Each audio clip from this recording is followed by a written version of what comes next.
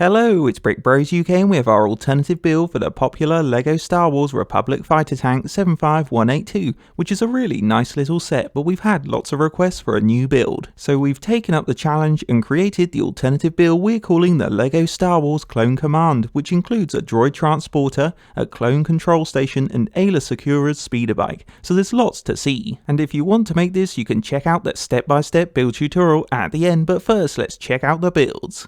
So for this creation we only had a few spare parts left over, which you could always add in to use them up. Now starting with the clone control station, this build is basically a small command base where a commander can observe the battle and give orders. So at the front we made a long slope base to build up its armor that helps raise up the control station. Then above this brick base is the main armored panel that has a good mix of dark red, white and green parts. Then we added two Republic insignia stickers in the center for extra detail with grille pieces. Swiveling to the side, it just has a simple angled structure, and at the back is a storage unit for weapons and equipment as well as a handy clip for blasters. Then in the center we've added some cool sticker detail either side of the green command seat that's raised up, plus has a control panel which we thought the commander can use as a radio because we attached an antenna on the right. Then finally you can clip in the clone trooper gunner to act as the commander in your battles. So that's the clone control station, which looks cool and it's something different to place on your battlefield.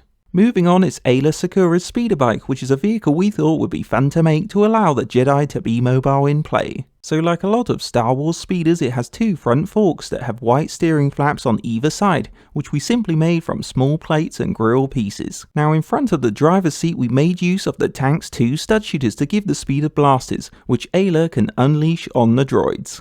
Then on the sides its body has sloping white paneling to bulk out its frame, and in the middle we used a modified dark grey plate as the joystick. We also left enough room for the Ayla minifigure so she can sit on the speeder when she wants to drive off. Then following on from the driver's seat at the back, the speeder has a nice lime green backrest that stands out against the black and white, and it's a handy place to store supplies. And below the backrest are the round grey thruster engines that complete its design. So overall, Ayla Secura's speeder bike is based on a classic Star Wars speeder bike, which you can use with the Jedi or clone. And last up, we didn't want to leave out the droids, so we made them a small droid transporter which has a good grey, dark red and tan colour scheme to be in keeping with the separatist droid army colours. So as you can see, at the front of the transporter it's got a smooth dark red curved nose with lights either side. Then on the sides we attach these wings, which is where a minifigure can hop on, and they add to its sleek design. We also thought it would be really cool to create a built-in droid pilot unit just from parts and pieces, so you don't need to use one of the battle droids to drive the transporter. And as you can see, it has a red light head and can be taken off easily if you don't want it in the way. Now looking to the centre of the transporter, this is where the battle droids can be placed, so we've added in some grey railing to break up each section. Then in battle you can clip in the battle droids either stood up or you can fold them down depending on how you want them to be transported. Moving along though to the rear of the transporter, we added in some blaster storage for the battle droids, which is useful when you fold them up. And we also attached some sloping side panels just to improve its design on each side. And right at the back are the two large grey thruster engines that power the vehicle. Then as a little extra touch, we attached a separatist droid army antenna receiver so they can control the transporter and droids. And on the underside we put some slope curve parts here to help it move smoothly, but they also raise it up off the ground to make it look like it's hovering. And now you can send in the transporter to deploy the battle droids ready for combat. So overall the droid transporter is a useful vehicle because it allows you to move the set's battle droids around in play to make your skirmishes more fun. On a final note, our Clone Command alternative build is a pretty decent creation because it turns the single tank into 3 awesome builds to expand play, which is what we thought fans would want. Because Ayla can now speed around the battle on her cool speeder bike, unleashing its stud shooters, whilst the Clone Gunner takes it easy in the control station that has a good Republic design and colour scheme, making it a nice little base for your clone troopers with its control panel and storage areas. But it's the droid transporter that really improves play the most because it looks like it could fit into the separatist droid army. But it also functions well in combat, giving the two lonely battle droids their own vehicle plus an extra pilot droid, transforming them into a better fighting force to take on Ayla and the clone. So if you like these builds as much as we do and want to make them, here's the step-by-step build tutorial.